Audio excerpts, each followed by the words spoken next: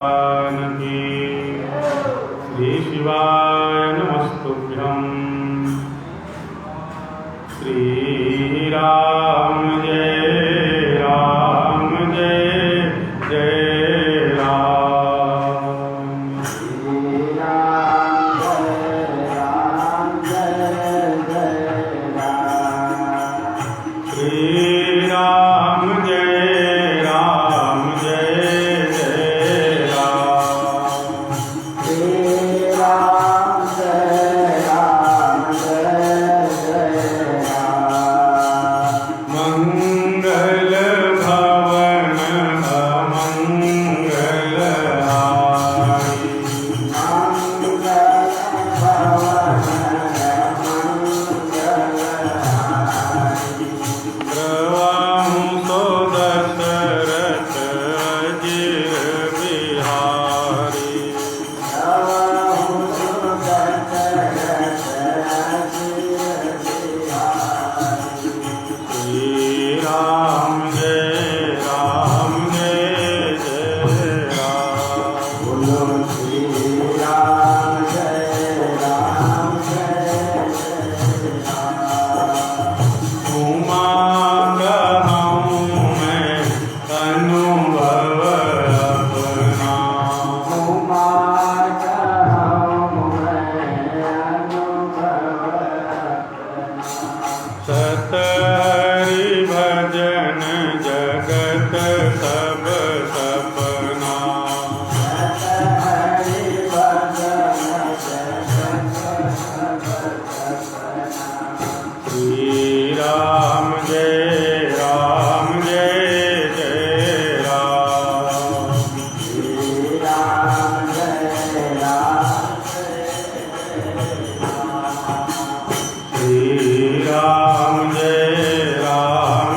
जय जय राम। श्री राम जय राम जय जय राम। बोलिए शाम सदा शिव भगवान की।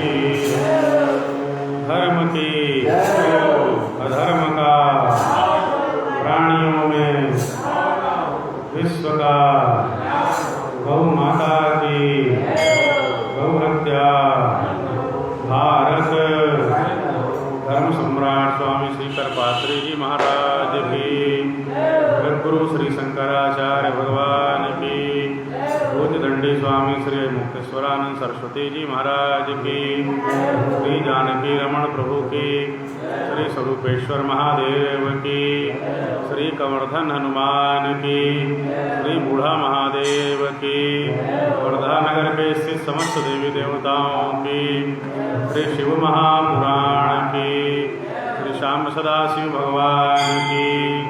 हर हर महादेव। साक्षात शिव स्वरूप श्री शिव महापुराण जो मानव कल्याण के लिए भगवान शिव जी ने कृपा पूर्वक हमको आपको प्रदान की है, जिनके माध्यम से मानव जीवन को तारने के लिए भस्म, रुद्राक्ष, त्रिपुंड, पंचाक्षर मंत्र, भगवान शिव की पूजा, लिंग पूजा इत्यादि मंगल में ऐसे सरल से सरल विधान श्री शिव महापुराण में वर्णन किए गए, जिनका पालन करके व्यक्ति सरलता से मंगल को प्राप्त कर सकता है।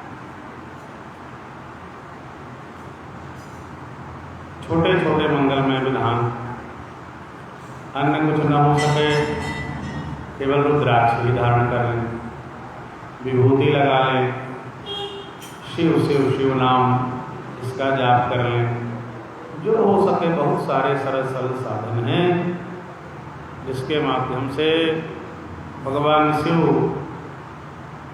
जीवों का कल्याण करने का सुंदर साधन हमको दे रहे हैं, बता रहे हैं। कल के प्रसंग में जो श्री शिव महापुराण में 7 संहिताएं हैं, उसमें प्रथम संहिता विद्येश्वर संहिता, ये कल विश्राम को प्राप्त हुआ। विद्येश्वर संहिता में 25 अध्याय हैं जिनका श्रवण हम लोगों ने किया। दूसरी संहिता है रुद्र संहिता, उसमें सृष्टि खंड का प्रारंभ हुआ है। श्री महाप्रभु सूत सौनक जी आदि का मंगल में संवाद चल रहा है, जिसमें उन्होंने भगवान शिव के मंगलमय चरित्र, उनका प्राकट्य, विवाह का प्रसंग, उनके गृहस्थ की लीला, ये सब सुनने का भाव प्रकट किया। तब सूत जी कहते हैं कि एक बार ऐसी ही जिज्ञासा देवर्षि नारद जी ने अपने पिता श्रेष्ठ शिव भक्त ब्रह्मा जी के समक्ष की थी। जब उन्होंने ब्रह्मा जी से कहा कि भगवान शिव का पावन चरित्र सुनाइए, उनके प्राकट्य का प्रसंग सुनाइए, शिव के यश का गान कीजिए, तो उन्हीं प्रसंग का मंगल में वर्णन करते हुए सूत जी कहते हैं कि एक बार की बात है, देवर्षि नारद जी भगवान का स्मरण करते हुए भ्रमण कर रहे थे। भ्रमण करते हुए हिमालय के पास पहुँचे। बहुत सुंदर गुफा का उन्होंने दर्शन किया। उस गुफा को देख करके, वहाँ के मनोरम वातावरण को देख करके देवर्षि नारद जी के मन में तपस्या के विचार आए और वो मनोहरता, वो सुंदरता कहीं भी कैसी भी परिस्थिति वातावरण क्यों न हो,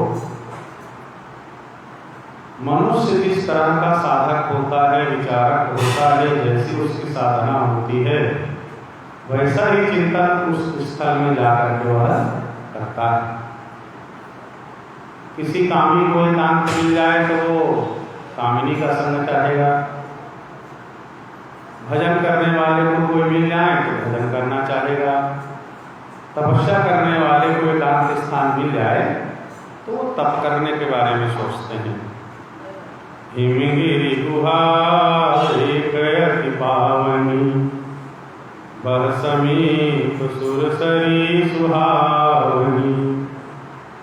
सुंदर गुफा है जहाँ पास में गंगा बह रही है। और ये जो पावन प्रसंग है, पूज्यपाद तुलसीदास जी महाराज ने रामचरितमानस में जो नारदों का प्रसंग लिया है, वो पूरा शिव पुराण के इसी प्रसंग का उन्होंने अनुवाद करके लिया है। बहुत सारी चीजें तो अक्षरशः वहाँ आई हैं। आगे प्रसंग में आपको बताएंगे कि उसी शब्द को उठा करके तुलसीदास जी ने मानस में चौपाई के रूप में रख दिया। वहाँ सुंदर गंगा बह रही है। हिमशैल गुहा काचिदेका परम शोभना, यत् समीपे सुर नदी सदा वहति वेगतः। शिव महापुराण में कहा गया कि हिमालय पर्वत में सुंदर गुफा थी जहाँ गंगा नदी वेग से बहती है। और तुलसीदास जी हिमगिरि गुहा एक अति पावनी, बह समीप सुरसरी सुहावनी। इसी श्लोक का अनुवाद तुलसीदास जी महाराज ने मानस के सुंदर चौपाई में कर दिया। वह बड़ा सुंदर दिव्य आश्रम था। नारद जी वहाँ तपस्या करने के लिए गए। गुफा को देख करके प्रसन्न हो जाते हैं और अंतःकरण तो शुद्ध उनका है ही। वो जगह इतनी पवित्र थी कि और अधिक शुद्धता पवित्रता का अनुभव नारद जी करने लगे। सहज मन भगवान में लग गया, सहज मन समाधिस्थ हो गया। इतना पवित्र पावन स्थान था। नारद जी सुंदर आसन लगा करके मौन होकर के सुंदर भजन करने लगे, समाधिस्थ हो गए। सुमिरत हरि श्राप गति बाधी, सहज विमल मन लागी समाधि। चक्र है मुनि समाधि, मुनि को समाधि लग गई। बस जैसे श्लोक है उन्हीं का सुंदर चौपाई में अनुवाद करते। शिव पुराण के पूरे प्रसंग को, लगभग सभी भावों को तुलसीदास जी ने अपने प्रसंग में लिया। देवर्षि नारद जी समाधिस्थ हैं, सुंदर तपस्या कर रहे हैं। नारद जी के तपस्या को देख करके देव राजेंद्र कांप गए, डर गए। ये तपस्या करके जब भगवान प्रसन्न होंगे तो भगवान की प्रसन्नता में इंद्रासन मेरा न मांग लें। नारद जी ने कभी ऐसी कोई इच्छा तो इसके पूर्व की ही नहीं थी, फिर भी देवराजेंद्र नारद के तप को देख करके डर गए। कोई भी तपस्या करते हैं पहले भयभीत कोई होता है तो देवराजेंद्र है, कहीं इंद्रासन न मांग ले। उन्होंने जब नारद की तपस्या देखी संताप से व्याकुल हो गए। इत्थम तपति तस्मिन् वै नारदे मुनिसत्तमे चकम्पेत सुनासीरो मनस्संताप विह्वलः। नारद के तपस्या को देख करके देवराज इंद्र मन के संताप से व्याकुल हो गए। यहाँ देवराज इंद्र को क्या कहा? सुनासीरो, चकम्पेत सुनासीरो मनस्संताप विह्वलः। इंद्र को क्या कहा? सुनासीरो। अब आप तुलसीदास जी चौपाई देखिए।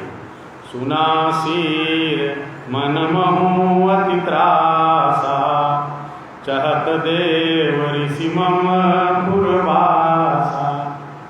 शिव पुराण में देवराज इंद्र को यहाँ पे सुनासीर कहा गया। तुलसीदास जी महाराज ने सीधे उस शब्द को उठा करके इस श्लोक को चौपाई में बदल दिया। सुनासीर मनमहु अति त्रासा। शिव पुराण में चकम्पेत सुनासीरो मनस्संताप विह्वलः। सुनासीर मनमहु अति त्रासा चहत देव ऋषि मम पुरवासा। व्याकुल हो गए, परेशान हो गए कि ऋषि वर ने इंद्रासन मांगे। कामदेव को बुलाया, बड़ा सम्मान किया, सत्कार किया। कहा मित्र आप मेरे बड़े ही कैसे हैं और मेरा जो राज्य चलता है कामदेव आपकी कृपा से चलता है। बड़े बड़े महात्मा मुनि साधु समाधि लगाते हैं और कामदेव मेरे कहने पे आप जाकर के उनकी समाधि को भंग करवा देते हैं। विश्वामित्र जी हजारों साल की तपस्या और कामदेव गए, तपस्या।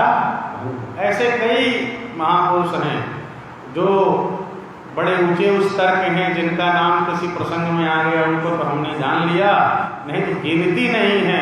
अनगिनत महापुरुषों की समाधि कामदेव ने मध्य में ही खुलवा दी है। देवराजेंद्र कह रहे हैं कि मेरा यह सिंहासन जो है तुम्हारे कृपा से है। मद्राज्य स्थिरता मित्र त्वदनुग्रहतः सदा। तुम्हारे अनुग्रह कृपा से मेरा राज्य सुंदर चल रहा है, इसलिए तुम मेरी सहायता करो। नारद जी जो हैं मन में भगवान शिव को पाने का लक्ष्य लेकर के तप कर रहे हैं, पर मुझे भय है कहीं वो मेरा राज्य न मांग ले। मेरा राज्य मांग लेंगे मैं तो मैं क्या करूँगा, इसलिए जाओ जा करके नारद के तपस्या को तुम भंग करो। इस तरह से कामदेव को देवर्षि नारद जी के पास देवराज इंद्र ने भेजा। कामदेव वसंत को लेकर के गए, अप्सराओं को लेकर के गए। सुंदर मंद सुगंध समीर चलने लगी। ऐसी अप्सराएं जो काम कला में प्रवीण हैं, दक्ष हैं, जो देख करके अपने नेत्रों के कटाक्ष से ही बड़े बड़े को मोहित कर दें, ऐसी अप्सराएं सुंदर नृत्य करने लगी। वसंत ऋतु आ गया। कामदेव ने अपना पूरा प्रयास किया, अपने बाणों को चलाया और उनका कोई प्रभाव नहीं पड़ा। न बभूव मनश्चेतो विकृतं मुनि सत्तमाः भ्रष्टो बभूव तद्गर्भो महेशानुग्रहेण। इन्होंने जो भी काम ने प्रयास किया, बसंत ऋतु ने प्रयास किया, अप्सराओं ने प्रयास किया, न बभूव मनश्चेतो, उसका कोई प्रभाव देवर्षि नारद के हृदय में नहीं पड़ा। विकृतम मुनि सत्तमाः, देवर्षि नारद के मन को विकृत नहीं कर पाए। तुलसीदास जी ने लिखा, काम कला कछु मुनि न व्यापी निज भय डर्यों मनोभव पापी। जितना उनको अपना प्रयास करना था कर लिया कामदेव ने, मुनि के मन में कोई प्रभाव नहीं पड़ा। अब कामदेव डर गए कि मुनि मुझे श्राप ना दे। एक बार तो भगवान शिव ने जला करके भस्म कर दिया था, दोबारा नंबर न लग जाए कि नारद जी अब भस्म न कर दे, भयभीत हो गए और जा करके भगवान नारद जी के पास धीरे धीरे भयभीत होकर के जा रहे हैं। शिव पुराण में कहा नारद जी की रक्षा कैसे हुई, काम का गर्व नष्ट हुआ।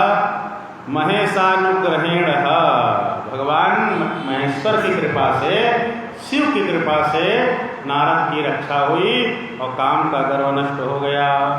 सीम की चापी सकई को तासु, बड़ रखवार रमापति जासु। कहे उसका कोई क्या बिगाड़ सकता है जिनका राघवेंद्र सरकार भगवान राम रक्षा कर रहे हो, भगवान नारायण रक्षा कर रहे हैं। तो रामचरितमानस है, इसलिए तुलसीदास जी ने यहाँ रमापति शब्द का प्रयोग किया। रामचरितमानस के ईश्वर भगवान राम हैं, शिव पुराण के ईश्वर भगवान शिव हैं, भागवत में ईश्वर शब्द से भगवान कृष्ण को संबोधित किया गया। जिनका ग्रंथ होता है भगवान को, उसी स्वरूप को ईश्वर परमात्मा या ब्रह्म के रूप में संबोधित किया गया। यहाँ शिव पुराण में भी नारद की रक्षा कैसे हुई, सुनता कारण सुनिए। ईश्वरानुग्रहेणात्र न प्रभाव स्मरष्यहि, ईश्वर के अनुग्रह के कारण कोई प्रभाव नहीं पड़ा। तो यहाँ ईश्वर शब्द का महादेव रूप में अर्थ लिया गया और रामचरितमानस में ईश्वर शब्द से भगवान राघवेंद्र सरकार राम जी को लिया गया। इसलिए तुलसीदास जी ने कहा कि बड़ रखवार रमापति जासु, और इस तरह से सुंदर श्लोकों का अनुवाद करते चले हैं। कहा भगवान शिव की कृपा ने रक्षा कर दी। क्यों कि जिस स्थान में नारद जी अभी तपस्या कर रहे थे, इसके पहले भगवान शिव ने उसी स्थल पे तपस्या की थी। वही गुफा है, वही आश्रम है, वही स्थान है जहाँ भगवान शंकर नारद जी के पहले तपस्या कर चुके हैं। वहाँ देवताओं के कहने पर कामदेव आए तो भगवान शिव ने कामदेव को जला करके भस्म किया। ये वही स्थान है। रति आकर के प्रार्थना करती है, महाराज मेरे पति को दीजिए, जीवित कर दीजिए। तब फिर भगवान शिव ने कहा कि कुछ समय पश्चात तुम्हारे पति तो जीवित हो जाएंगे रति, पर ये जो स्थान है यहाँ उनका कोई उपाय आज के बाद नहीं चलेगा। परंतु स्मरोपायस चलिष्यति न कश्चन, आपके पति जीवित हो जाएंगे पर इस स्थान में तुम्हारे पति का कोई प्रभाव भविष्य में नहीं चलेगा। फिर उस दूरी को भगवान शिव जी ने तय किया कि कामबाण प्रभावोत्र न चलिष्यति संशयम्, कामदेव का बाण इस स्थान में कोई प्रभाव नहीं चलाएगा। कहाँ तक? इह यावत् दृश्यते भुजैर्नैः, इह यावत् दृश्यते भुजैर्नैः, यहाँ खड़े होकर के देखने पर जहाँ तक मनुष्य की दृष्टि जाती है उतने दूर तक कामदेव का प्रभाव अब नहीं पड़ेगा। वहाँ जाकर के मनुष्य देखें, देवता देखें, कोई जाकर के देखें, उनकी दृष्टि जहाँ तक चली जाएगी वो दृष्टि मात्र का पूरा क्षेत्र भगवान शिव के कृपा से काम के प्रभाव से बचा हुआ है, सुरक्षित है। और उसी स्थान पर आज देवर्षि नारद जी ने तपस्या की, इसलिए काम का कोई प्रभाव नहीं पड़ा। नारद जी सुंदर तपस्या करते रहे और अपनी सुंदर उन्होंने साधना की। काम इत्यादि भयभीत होकर के नारद जी के पास आए, नारद जी को प्रणाम किया। नारद जी ने कहा कोई बात नहीं, तुमको जो करना था तुमने अपना प्रभाव दिखा लिया, और कहे मुझको तो भजन करना है और किसी चीज़ से कोई मतलब है नहीं। कामदेव बसंत सब लौट गए। जा करके देवराज इंद्र से कहा महाराज नारद जी की तो क्या तपस्या है, क्या भगवान की समाधि है, कोई उन पे असर ही नहीं पड़ा, उनके मन में कोई विकार हम उत्पन्न नहीं कर पाए, वो समाधिस्थ हैं, तपस्यारत हैं।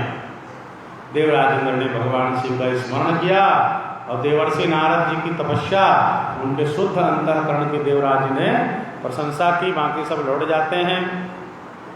इधर इतने में भगवान शिव की जो माया है, भगवान शिव की माया काम कर जाती है।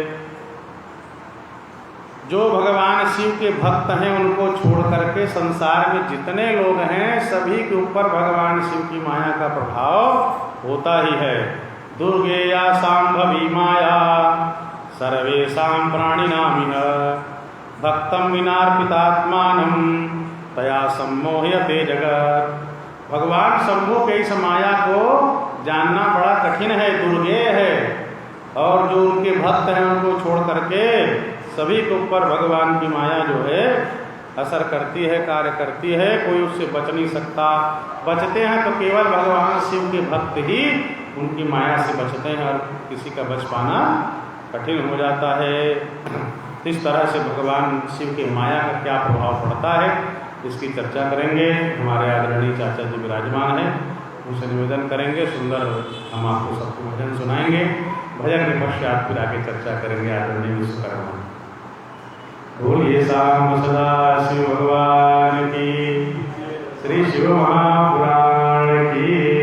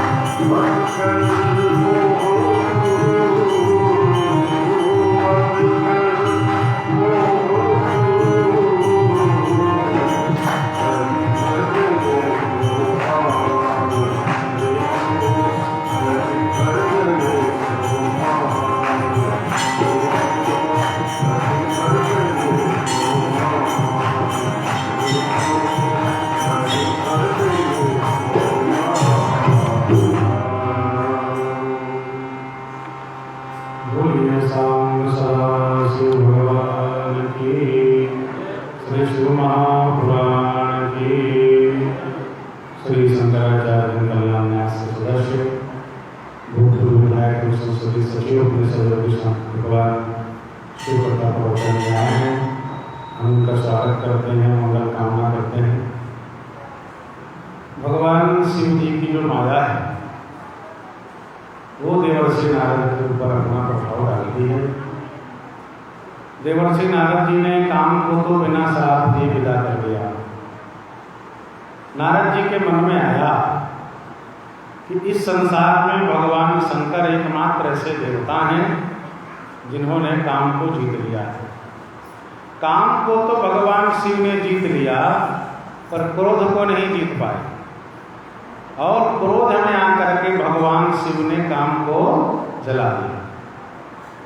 अब नारद जी के मन में ये बात आई कि भगवान शिव से भी बड़ा आज मैं हो गया। क्यों? भगवान शंकर ने काम को जीता पर क्रोध को नहीं जीत पाए, काम को जला दिया, नष्ट कर दिया।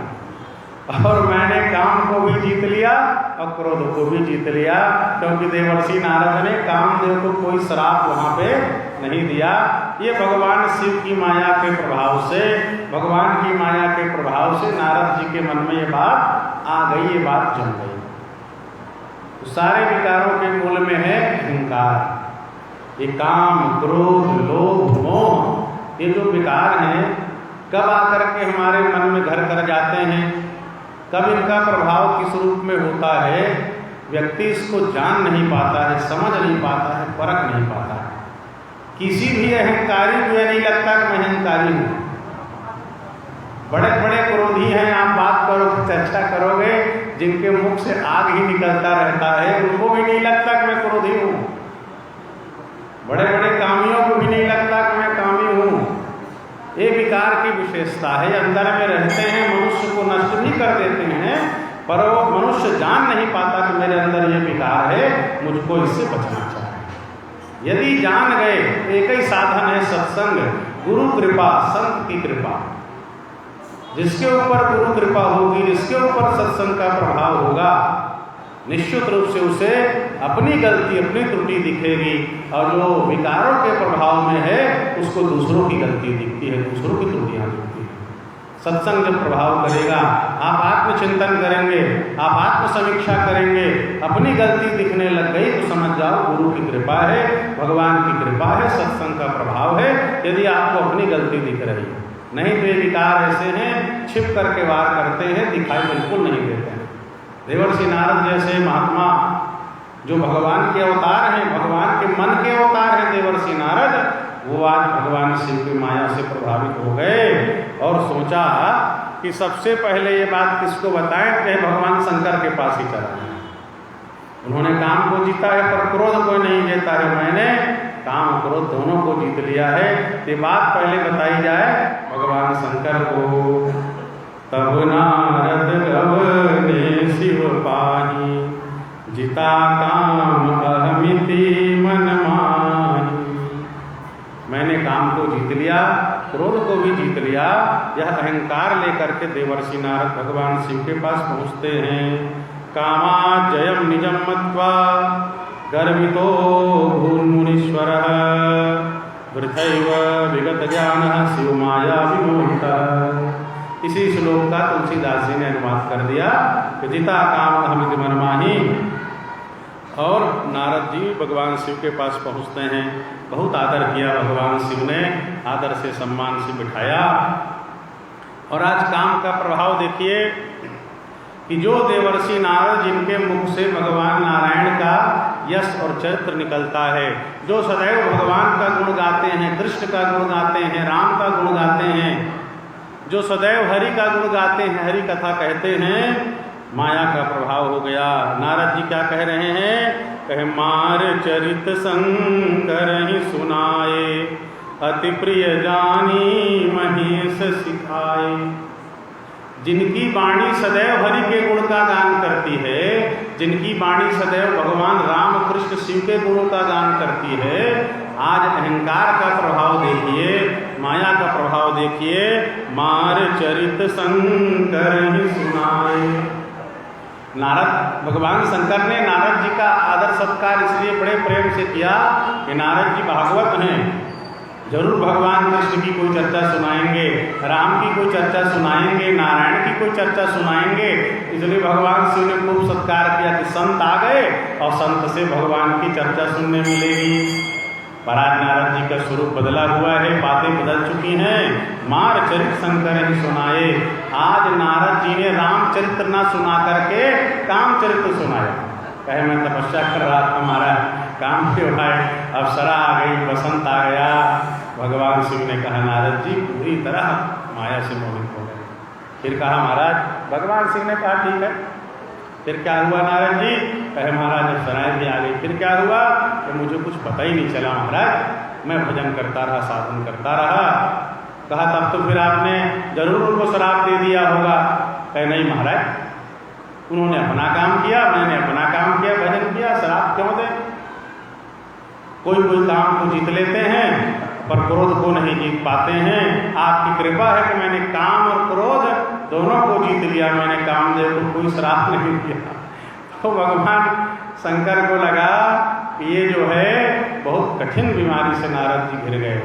तब भगवान शिव जी अति प्रिय जानी महेश सिखाए। भगवान शिव उनको शिक्षा देते हैं, कहे हे नारद जी तुम मुझे प्रिय हो, भगवान विष्णु के भक्त हो इसलिए प्रिय हो, अब विष्णु भक्त होते हुए भी तुम मेरा भी अनुगमन करते हो।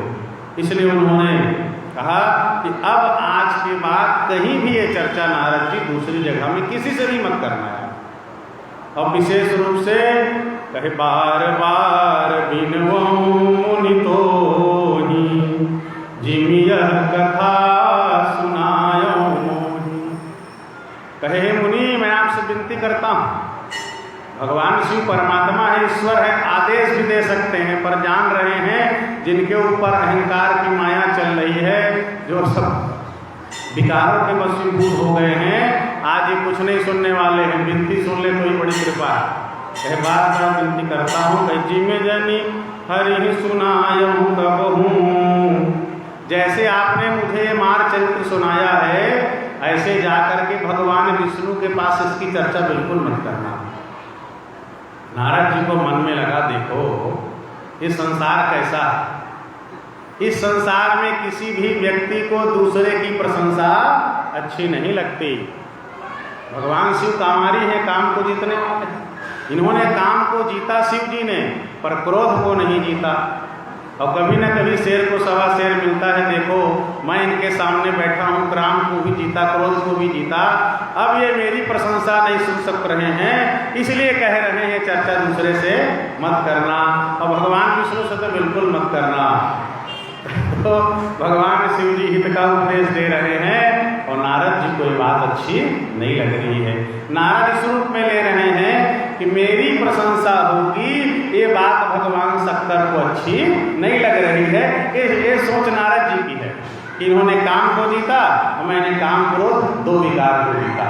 तो एक विकार को जीतने वाले से दो विकार को जीतने वाला बड़ा होता है। तो कहे मेरी प्रशंसा अधिक हो जाएगी, ये भगवान शिव को बात अच्छी नहीं लग रही है, इसलिए वो मना कर रहे हैं। भगवान शंकर कहते हैं कि जिमि यह कथा सुनायो मोहि तिमि जनि हरि सुनायो कबहूँ। कहे मत सुनाना महाराज, वहाँ जाके चर्चा ही मत छेड़ना, और हरि नहीं किसी से चर्चा मत करना, कदापि मत करना। और कहे महाराज मैं तो वैकुंठ जाता हूँ, जाके बैठ गए और चर्चा निकल गई तो विष्णु ने पूछ दिया तो कहे चले हूँ प्रसंग दुरायम कबहूँ। भगवान विष्णु पूछें तो भी मत बताना, यहाँ तक भगवान शिव ने समझा दिया। पर समझ गए कि माया के प्रभाव में है, ये मानने वाले नहीं हैं। और कहे मैं तुमको इतना इसलिए समझा रहा हूँ जोर दे करके कि तुम भगवान विष्णु के भक्त हो और मेरे प्रिय हो। पर भगवान शिव का उपदेश नहीं लगा तो नारदो न हितम मेने शिव माया विमोहितः।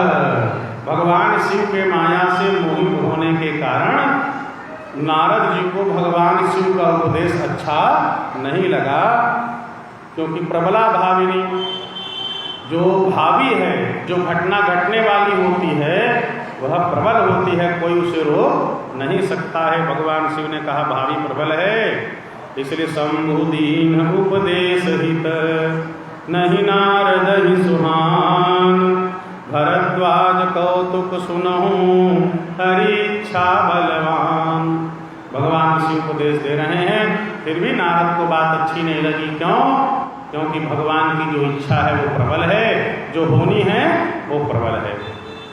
देवर्षि नारद जी वहाँ से ब्रह्मलोकम जगामहा, ब्रह्मलोक चले गए। जा करके मन में सोचा, मेरे पिताजी तो काम से पराजित हो गए हैं, जरा इनसे भी चर्चा कर ली जाए। ब्रह्मा जी को भी बताया, पिताजी ऐसी ऐसी घटना घटी, काम आया, उसमें कोई प्रभाव नहीं पड़ा और मैंने श्राप भी नहीं दिया था। आपके इस बेटे नारद ने काम को भी जीत लिया, क्रोध को भी जीत लिया। ब्रह्मा जी ने सिर पकड़ लिया। अरे कहे नारद जी को ये क्या हो गया? जो हरि का गुण गाते हैं वो काम का गुण गा रहे हैं, अपने अहंकार की चर्चा कर रहे हैं। ब्रह्मा जी समझ गए कि नारद के चित्त में मद का अंकुर जम गया। मेने ही तम न विद्युक्तम नारदो ज्ञान सत्तमः, शिव माया मोहितश्च रूढ़ चित्त मदांकुरः। इनके चित्त में मद का अंकुर जम गया है, इसलिए शिव का संदेश भी इन्होंने हितकर संदेश नहीं माना। ब्रह्मा जी ने फिर समझाया अपनी ओर से, कहा देखो नारद जी, ये जो चर्चा है अब मेरे बात किसी के पास मत करना, कहीं जाकर के चर्चा मत करना। ठीक है, आपने क्रोध और काम को जीत लिया, भगवान शिव की कृपा है, पर ये चर्चा कहीं जाके मत करना, खासकर भगवान नारायण के समक्ष। नारद जी के मन में लगा, स्वयं तो काम से पराजित हो गए हैं, बेटा काम क्रोध दोनों को जीत लिया, तो कभी कभी बेटे की प्रशंसा बाप को भी अच्छी नहीं लगती। ऐसा सोच करके ब्रह्मा के हितकर उपदेश को अपने हित में न मानते हुए सीधे जहाँ सबने मना किया वहीं देवर्षि नारद पहुँच गए। एक बार कर तलवर बीना, गावत हरि गुण गान प्रवीणा। देखिए नारद जी की क्या विशेषता है।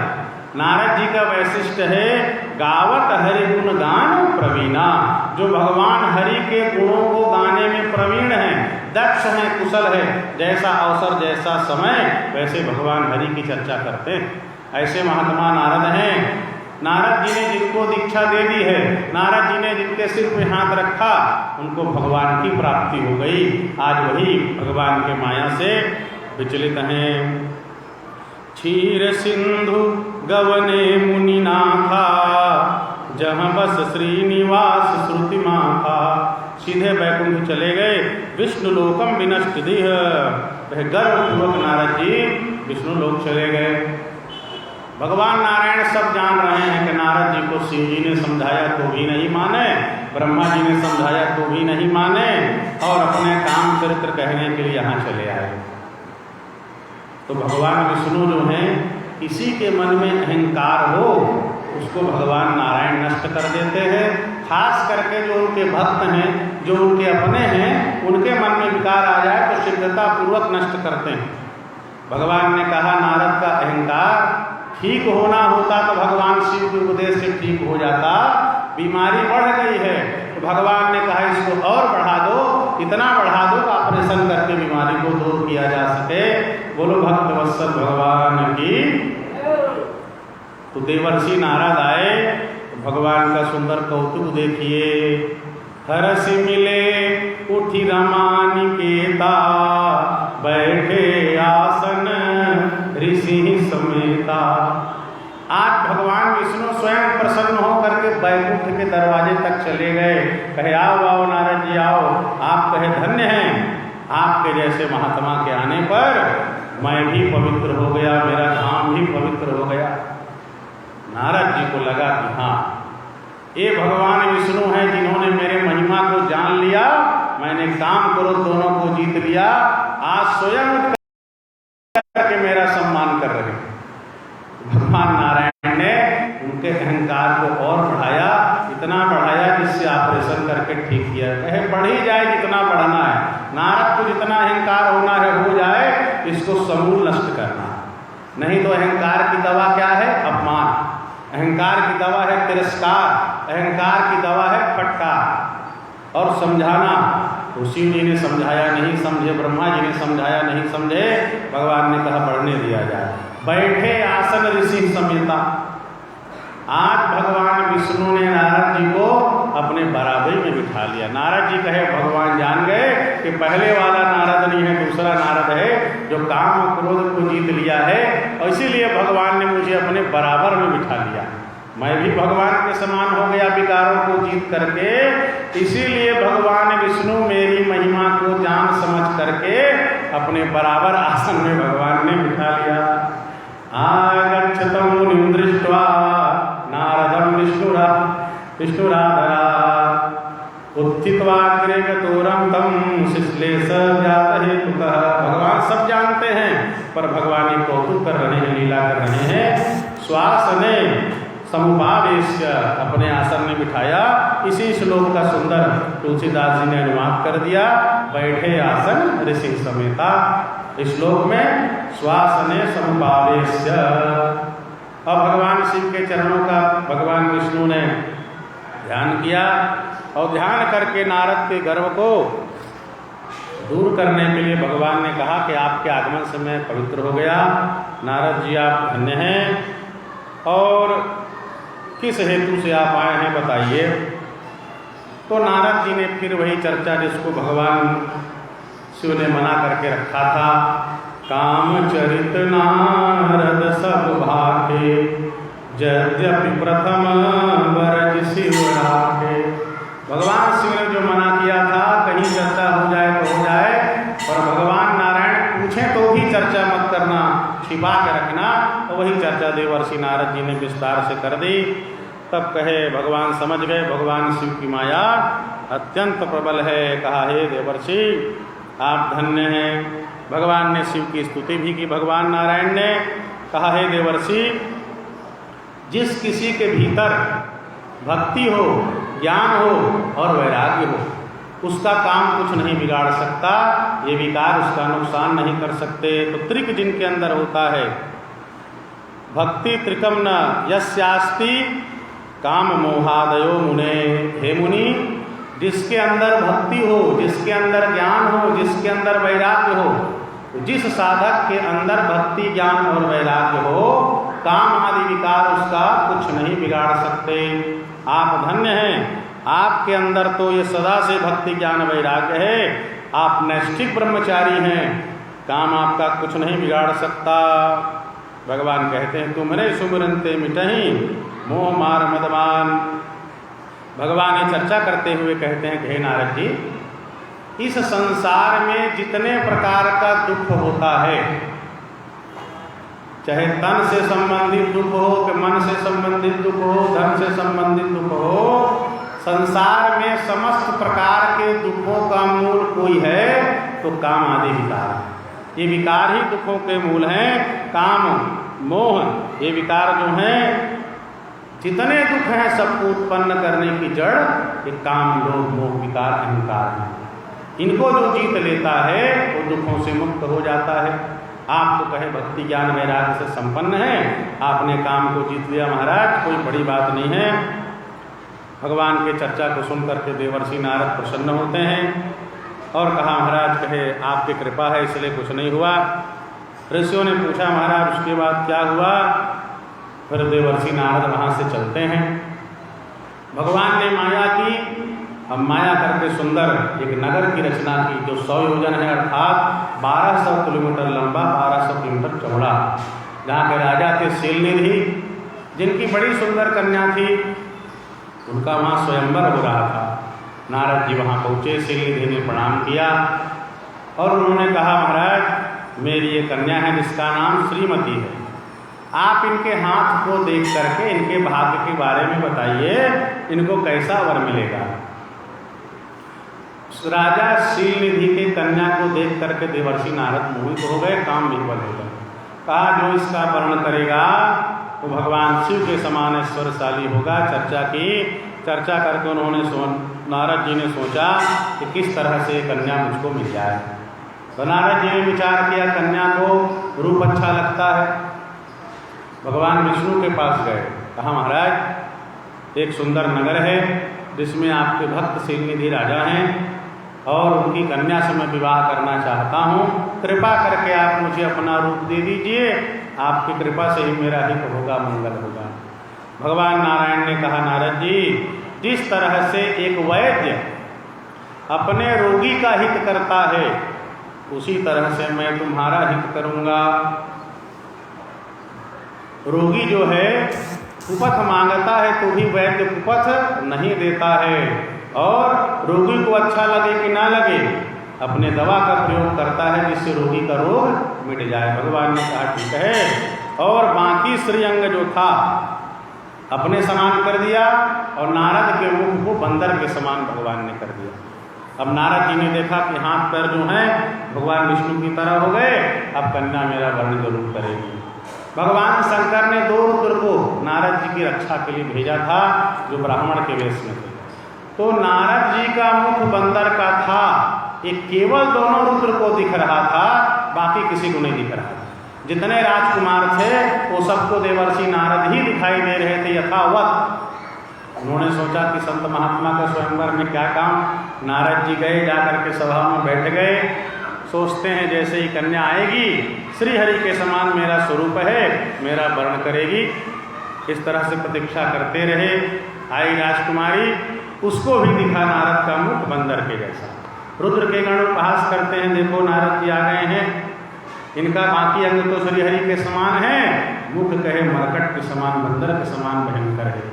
बगल में ही चर्चा कर रहे हैं, पर नारद जी को ये सब बातें सही नहीं लगी, क्योंकि काम से विह्वल है, भगवान के माया से मोहित हो गए। राजकुमारी ने देखा, इतना गुस्सा लगा, कहे क्या मेरे लायक इन राजकुमार को देखो, बंदर का मुख जैसा व्यक्ति भी आ गया, क्या मैं इस योग्य हूँ? देखा नहीं दोबारा उस तरफ। नारद जी फिर आते हैं, फिर बैठते हैं, लगा देखी कि नहीं दिख पाई राजकुमारी, और फिर भगवान श्रीहरि तो उस कन्या ने देखा कोई इनको योग्य नहीं है। भगवान नारायण राजा का वेश धर के आते हैं, अब वो भगवान की शक्ति उनका वर्ण करती है, भगवान लेकर के अंतर ध्यान हो जाते हैं। देवर्षि नारद जी की जो कामना है वही रह जाती है, बहुत नाराज होते हैं। रुद्र के गण ने कहा, महाराज आप वर्ण करने के लिए आए हो, किसके वेश में? कहे आपका हाथ पैर में विष्णु समान है, अपने मुख को जरा देख लो, सोच रहे हो तो राजकुमारी जयमाला डालेगी। क्या कहते हो? कहे महाराज आपका मुख बंदर के समान है। और कौन कहे बंदर के गले में जयमाला डालेगी? अब आप हाथ पैर को देख करके राज्यसभा में बैठ गए हो। नारद जी दर्पण देखा, जैसे जल में देखा, भयंकर क्रोधित हो गए। अरे तुम लोगों ने ब्राह्मण का अपमान किया है, तो अगला जन्म तुम्हारा ब्राह्मण के घर में ही होगा और राक्षस हो गए, भयंकर शरीर वाले हो गए। उन्होंने रुद्र को श्राप दे दिया। फिर उनका क्रोध शांत नहीं हुआ, वैकुंठ चले आए भगवान विष्णु के पास। देखा तो भगवान वहाँ उसी राजकुमारी के साथ भगवान विराजमान है। बड़े नाराज हुए, कहा विष्णु तुमने हमेशा से छल किया है, कपट किया है, समुद्र मंथन हुआ, जहर तुमने भगवान शंकर को दे दिया, अमृत पी लिया, मणि रखी, लक्ष्मी का वर्ण कर लिया, और वामन बन करके आपने बलि को छल दिया। जगह जगह आप इसी तरह का छल कपट करते हो, पर आपको कोई मुकाबले का व्यक्ति नहीं मिला। पहली बार आपने किसी तेजस्वी के साथ छल किया है, इसलिए मैं तुमको इसका जरूर दंड दूंगा। आप स्वतंत्र हो गए हो, भगवान शंकर ने कृपा की है, शक्ति दिया है, और आज शंकर भी पछताते होंगे, आप बड़े मायावी हो। जो लगा वो मन में भगवान नारायण से कहा। भगवान मुस्कुराते रहे, कहा तुमने मनुष्य का सा रूप मुझे दिया, मनुष्य रूप बना करके जिस स्त्री को मैं चाहता था तुमने छीन लिया, तो अगले जन्म में कहे भगवान आपको भी मनुष्य बनना पड़ेगा। जिस स्त्री के वियोग से मैं आज व्याकुल हूँ, स्त्री पाना चाहता था, आपको भी स्त्री वियोग का दुख सहना पड़ेगा। आपने मुझे बंदर का मुख दिया है, यही बंदर का मुख आपकी सहायता करेगा। इस तरह से श्राप के ऊपर श्राप भगवान नारायण को देते गए, और भगवान शंकर ने अपनी माया खींच ली, हरि ने अपनी माया खींच ली, और जैसे ही देवर्षि नारद अपने शुद्ध स्वरूप में आए, अपनी करनी को देख करके पछताने लगे, पश्चाताप करने लगे। देवर्षि नारद अपनी निंदा बार बार निंदा करने लगे, हे भगवान मुझसे क्या हो गया? मैंने अपने इष्ट को, अपने भगवान को, लोग जिनकी पूजा करते हैं पत्र से पुष्प से, जिनकी निरंतर सेवा करते हैं, मैंने आज अपने भगवान को श्राप दे दिया। हे भगवान शिव, आपकी माया बड़ी प्रबल है, जिसने मुझसे ऐसा कार्य करा लिया, आपकी माया को कोई न जान सकता है न जीत सकता है। भगवान नारायण के चरणों में गिर पड़े देवर्षि नारद जी, दंडवत गिर गए। भक्तवत्सल भगवान ने प्रेम से उठाया, कहे नारद जी आप पश्चाताप मत करो, ये भगवान शिव की माया है। इस संसार में वही होता है जो भगवान शिव चाहते हैं। सारा संसार, हर व्यक्ति, एक एक प्राणी भगवान शिव के माया से बंधा हुआ है। फिर गिर गए, कहे हे नाथ, मैंने तो बड़ा अपशब्द कहा आपसे, मुझसे बड़ा अपराध हो गया है प्रभु, कृपा करिए वह मार्ग बताइए जिससे मैं नरक में ना गिरूं। जो अपने इष्ट का अपमान करता है, शिव के भक्त कृष्ण राम की निंदा करता है, कहे महाराज मुझे महापापों से बचाइए। तब भगवान नारायण ने कहा, कहे नारद जी आपने जो अपराध किया है भगवान शिव का अपराध किया है। भगवान शिव ने पहले ही आपसे कहा था ये चर्चा कहीं दूसरी जगह न करना। तो जो हमसे बड़े होते हैं, श्रेष्ठ होते हैं, महापुरुष होते हैं, संत महात्मा होते हैं, इनके बात को काट देना, इनकी अवज्ञा करना, ये महापुरुषों का महत् अपराध है। इसको करने पर भगवान भी नाराज हो जाते हैं।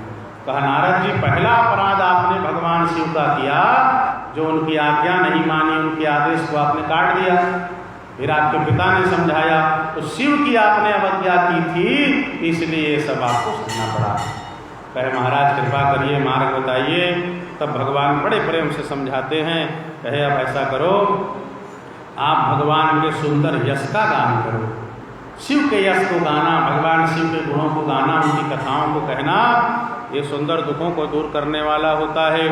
भगवान शिव की स्तुति करते हुए फिर कहा, जपहु जाहि शंकर सतनामा, होई है तुरत हृदय विश्रामा। हे नारद जी आप चाहते हो तुरंत मन में शांति हो, भगवान शिव का जो सतनाम स्तोत्र है, जिसका शिव पुराण में वर्णन है, अपने पिता ब्रह्मा जी के पास जाइए जो श्रेष्ठ शिव भक्त हैं, और ब्रह्मा जी से शिव सतनाम प्राप्त करके जप करिए। भगवान शिव के नाम का जप करिए, अपने पैर से लेकर के सिर तक भस्म लगाइए, रुद्राक्ष की माला धारण करिए, और निरंतर शिव नाम और षडाक्षर मंत्र जो है ओंकार के साथ नमः शिवाय, इसको रुद्राक्ष की माला में जप करिए। तो भस्म लगाइए, रुद्राक्ष पहनिए, ओंकार से पंचाक्षर अर्थात षडाक्षर मंत्र का जप करिए, और जितने भगवान शिव के तीर्थ हैं उन शिव क्षेत्र में जाकर के भगवान शिव के मंगल में लिंगों का दर्शन करिए, उनका पूजन करिए, और अंत में कहीं काशी चले आना। काशी जो है आनंदवन धाम, भगवान शिव को बड़ा ही प्रिय है। वहाँ विश्वनाथ का दर्शन करना, उनका पूजन करना, भगवान शिव का जो पूजन है वो तत्काल सभी पापों को नष्ट कर देता है। कायेन मनसा वाचा यः शंकर उपैति भोः, स पंडितः ज्ञेयः स जीवन मुक्त उच्यते। जो शरीर से, मन से, वाणी से भगवान शिव को प्राप्त कर लेता है, शिव की आराधना करता है, वही जीवन मुक्त कहा जाता है। जो भगवान के शिव के मंगलमय नाम का जप करता है वो पाप रूपी दामन से तर जाता है। पाप के जो मूल हैं उसके फलस्वरूप जो दुख मिलता है वो भगवान शिव की पूजा से नष्ट हो जाता है। इसलिए आप भगवान शिव की पूजा करें, भगवान शिव के मंगलमय नाम का जाप करें, भगवान शिव के तीर्थों का सेवन करिए, दर्शन करिए, शिव के गुणों को सुनिए और शिव के गुणों को गाइए। सांबम सदा शिवम भक्त्या भज नित्यम महेश्वरम। और जगदम्बा पार्वती के सहित सदा भगवान शंकर के भजन में लग जाइए। इस तरह से उन्होंने कहा कि अब प्रमाद रहित होकर के भगवान शिव का एकमात्र शरण ग्रहण करिए और सुंदर शिव की पूजा से आनंद प्राप्त करें, शिव की आराधना करें। तब भगवान को प्रणाम करके देवर्षि नारद ने उनकी आज्ञा मानी, भगवान शिव के क्षेत्रों का दर्शन किया, सुंदर भस्म रुद्राक्ष धारण किया, शिव के नाम का जप किया और समस्त पापों को नष्ट करने वाले जो शिव सहस्त्र नाम है उसको ब्रह्मा जी से प्राप्त करके शिव सहस्त्र नाम का जप किया। जो शिव सहस्त्र नाम का पाठ कर लेते हैं समस्त पाप ताप उनके तत्काल ही नष्ट हो जाते हैं। उन शिव सहस्त्र नाम का सुंदर जप करके भगवान शिव की आराधना उन्होंने किया। इस तरह से भगवान शिव का स्मरण, भगवान शिव का तीर्थ यात्रा, उनका भजन, उनका कीर्तन, इसका उपदेश दे करके स्वयं भगवान नारायण ने शिव की वंदना की, भगवान शिव का कीर्तन किया और वहाँ से अंतर ध्यान हो गए। बोलिए सांब सदा शिव भगवान की। इस तरह से भगवान शिव के माया का जो प्रभाव देवर्षि नारद पे पड़ा उसका वर्णन हुआ और उनसे जो महापुरुषों की अवज्ञा हो गई थी, भगवान शिव की आज्ञा का उल्लंघन कर दिए थे, इसके फलस्वरूप माया ने नारद जी को घेरा, नाच रचाया और उससे त्राण के लिए शिव के नाम का जप, शिव के तीर्थों की यात्रा, विभूति भस्म का धारण, रुद्राक्ष का धारण, षडाक्षर मंत्र का जप, ये सुंदर आराधना भगवान नारायण ने कहा। और इस आराधना को करके देवर्षि नारद जी शांति को प्राप्त करते हैं। यही आज वाणी को विश्राम देंगे। हमारे आपके मध्य में श्री शंकराचार्य जन कल्याण न्यास के आदरणीय हमारे भैया सम्माननीय भूतपूर्व विधायक संसदीय सचिव श्री मोती रामचंद्रांशु जी आए हुए हैं। इस अवसर पर क्योंकि शंकराचार्य जन कल्याण न्यास का ही आयोजन है तो उनसे भी आग्रह करेंगे कि उस अवसर पर श्रोता समाज को 2 शब्द अपना भाव कहें। आदरणीय भैया आइए।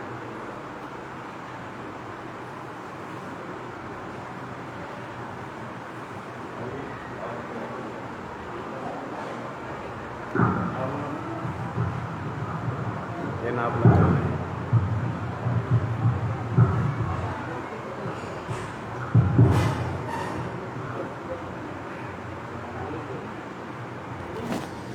श्रावण मास के तीसरे सोमवार इस पवित्र दिवस में शिव महापुराण तथा पंडितानंद वाद्य जी से आप सब लोग सुने। अभी लगातार हम प्रवास में से आना नहीं हो पाया था, लेकिन जानकारी लगातार दे रहे थे। अभी स्वामी जी का जन्मदिन भी हुआ, स्वामी कृष्ण महाराज का।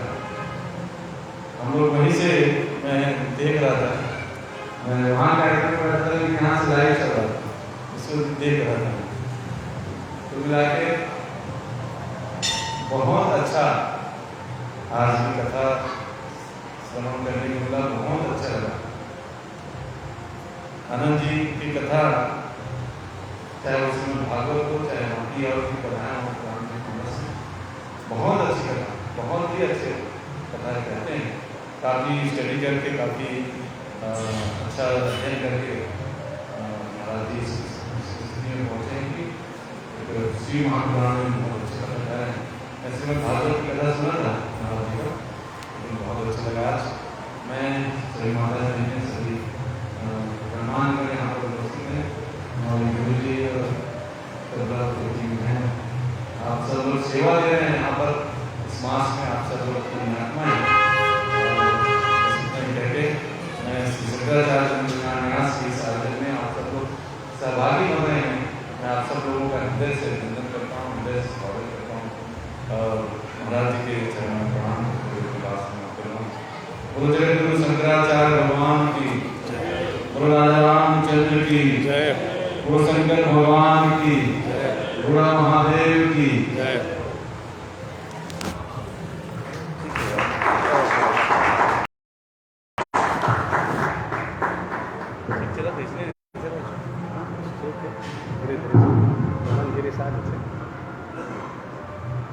इस तरह से श्री शंकराचार्य जन कल्याण न्यास के ट्रस्टी आदरणीय भैया, जिनका सतत सहयोग भगवान शंकराचार्य जी के कार्यक्रम में, पूज्य स्वामी जी के कार्यक्रम में रहता है।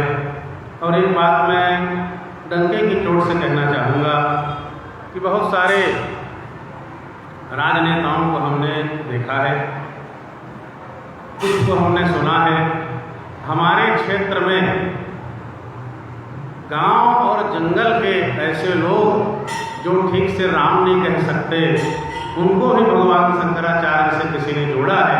हमारे आदरणीय भैया श्री मोती रामचंद्र जी ने भगवान शंकराचार्य के चातुर्मास में दिल्ली, वृंदावन, हरिद्वार, उज्जैन,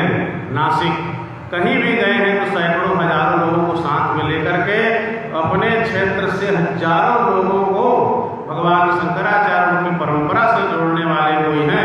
निश्चित रूप से हमारे इस क्षेत्र में एक नक्षत्र के समान प्रतिभावान जाज्वल्यमान आदरणीय श्री मोतीराम चंद्र वंशी जी हैं। इन्होंने सभी को जोड़ा है भगवान शंकराचार्य से और स्वयं भी दृढ़ रूप से जुड़े हुए हैं भगवान शंकराचार्य जी की, उनकी परंपरा की। और पूज्य स्वामी जी महाराज का कोई भी कार्यक्रम हो, निर्भयता पूर्वक तन से मन से धन से खूब सेवा में लगे हुए हैं।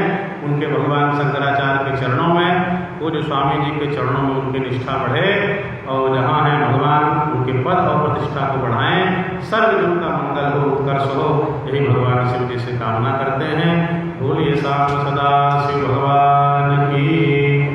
आइए भगवान की मंगल में आरती करेंगे। हर हर महादेव शंभो काशी विश्वनाथ गंगे।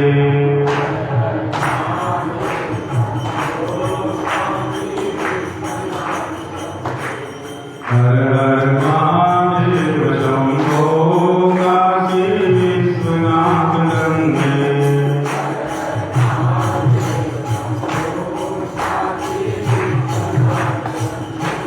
काशी विश्वनाथ गंगे सदा शिव पार्वती संगे। काशी विश्वनाथ गंगे सदा शिव पार्वती संगे। हर हर महादेव शंभो काशी विश्वनाथ गंगे।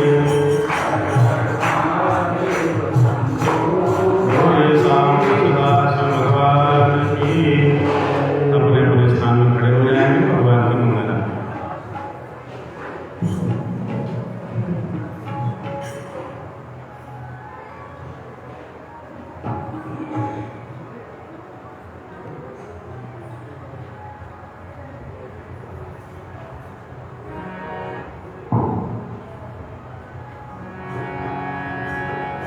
श्री राधे। बोलिए श्याम रामचंद्र की जय, उमापति महादेव की जय, श्री शिव महापुराण की जय। ओम जय शिव ओंकार प्रभु हरि शिव ओंकार ब्रह्मा विष्णु सदाशिव ब्रह्मा विष्णु सदाशिव हर नामी धारा। ओम हर हर हर महादेव।